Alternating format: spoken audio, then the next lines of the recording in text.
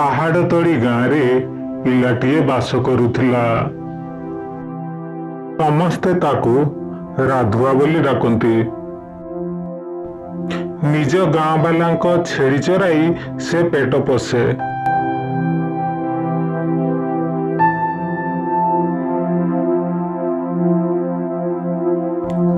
ସବୁଦିନ ସେ ଜଙ୍ଗଲକୁ ଛେଳି ନେଇକି ଯାଏ।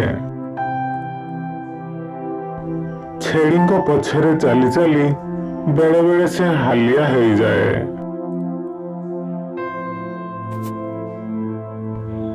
ତେଣୁ ଟିକିଏ ମଜା କରିବାକୁ ତାର ମନ ହୁଏ।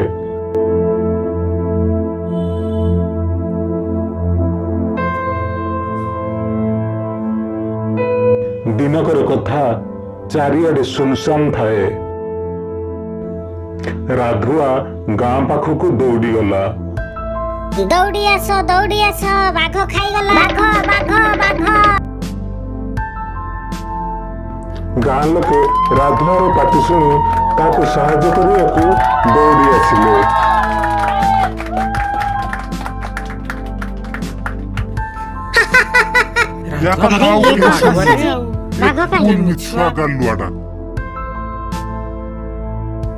ଆଜି ପୁରା ମଜା କରିଦେଲି ଆଉ ଗାଁ ବାଲାଙ୍କୁ ପୁରା ଭକୁଆ ବନେଇ ଦେଇଛି। ରାଧୁଆ ଏମିତି ମଜା କରିବା ତା ପାଇଁ ନିତିଦିନିଆ ଘଟଣା ହେଇଗଲା। ଗାଁ ଲୋକେ ବି ରାଧୁଆର ଏମିତି ମଜାକୁ କେହି ବି ପସନ୍ଦ କଲେ ନାହିଁ। ଦିନକର କଥା, ସତକୁ ସତ ସେଦିନ ବାଘ ଜଙ୍ଗଲ ଭିତରୁ ବାହାରି ଆସିଲା।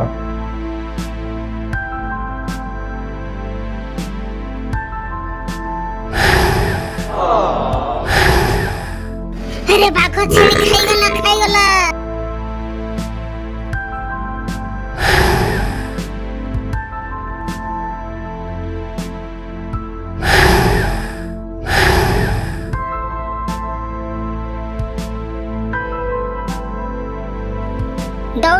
ଦୌଡ଼ି ଆସ, ବାଘ ଛେଳି ଖାଇଗଲା, ବାଘ।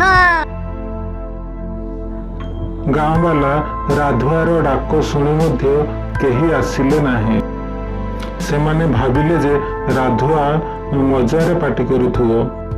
ସେଦିନ ବାଘ କେତେ ଗୁଡ଼ାଏ ଛେଳି ମାରି ଖାଇଗଲା।